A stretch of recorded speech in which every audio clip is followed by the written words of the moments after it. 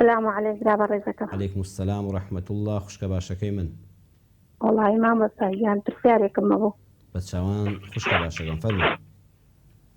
ئەگەر نەبێ ئەڵێن ئەگەر بەدیا تەلەڤیزۆنەوە دانیشی بەڵێ نابێ سەڵاوەت و تەزبیحات و ئەم شتانە بکەی. بەدیا تەلەڤیزۆنەکە ئەخ بەرنامەکە دەور دەبینێ خوشکە باشەکەم.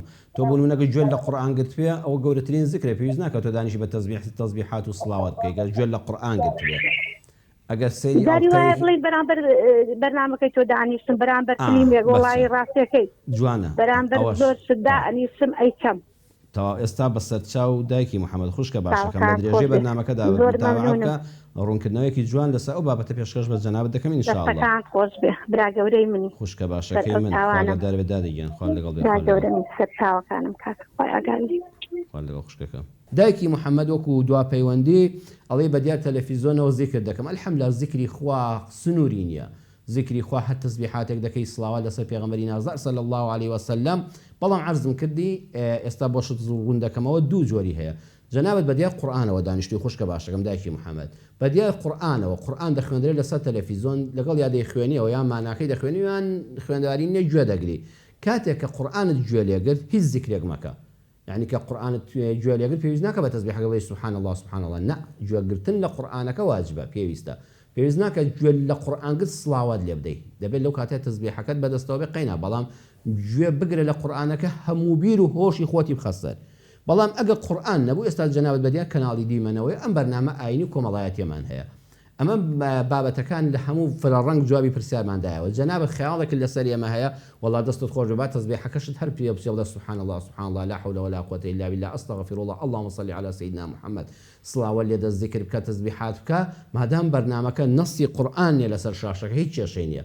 بەدیار فیلمێکەوەی ئەگە خوا نەخواستە دوو لە ڕووی جەنابی ئینشەڵڵا تۆ دایکی محەممەد مادام زیکری خوا دەکەی لەوانەنی ئەم فلیمانەی کە بەڕاستی نەدینیان هەیە و نەژینیان هەیە و نامۆن بە دین و کولتور و ڕەسەنایەتی و ئادابی ماڵی میلەتی کورد ئەوە هەر بۆ خۆی تەماشاکردنی حرامە، هەر بوونی کەناڵەکەی لە ماڵەدا حرامە.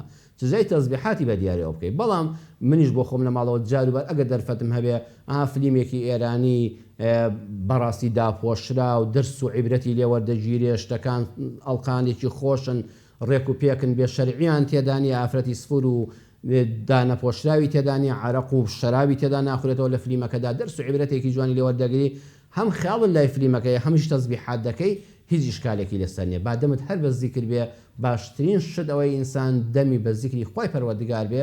بەڵام لە کاتی قورئانە گەورەترین زیکر ئەوەیە خەیاڵت لەسەر قورئانەکە بێ و گوێت لەسەر قورئانەکە بێ. باقی لە هەموو کاتێکە بە پێوە بە ڕۆیشتنەوە بە دانیشتنەوە بە ڕاکشانەوە لە کاتی حاجەتشتنا لە کاتی چێژ لێنانە لە کاتی تەماشاکردنی فیلمێک و بەرنامەیەکی ئاینیدا دروستە زیکری خوا وەرجێگەی دەستخۆشیە. دەستخۆش بێ دایکی محەممەد خوشکە باشەکەم خوای پەروەردگار لەو کەسانەمان حیسابکە کە بەردەوام دەم بە زیکرین ئینشاءالله. ئەگەر کەسێ بەردەوام دەم بە زیکر بێ دڵنیا بن ئاخر وشەکانی ژیانیشی دوای بەجێهێشتن لە کاتی بەجێهێشتنی ئەم دنیادا لا إله إلا الله محمد رسول الله دەبێ. بەڵام ئینسان گەدەمی هەمیشە بە شتیکترەوە بوو پەنا بەخوا دەبێت لەوە بترسێ خوا پەناماندا لە سەر مەرگە هەر خەیاڵی دنیا و هەر قسەی باتڵی دنیا بێ ئەوە خوا نەخواستی ئینسان سەلبی سەلەمەرگ بێ خوا لە ئەماندا.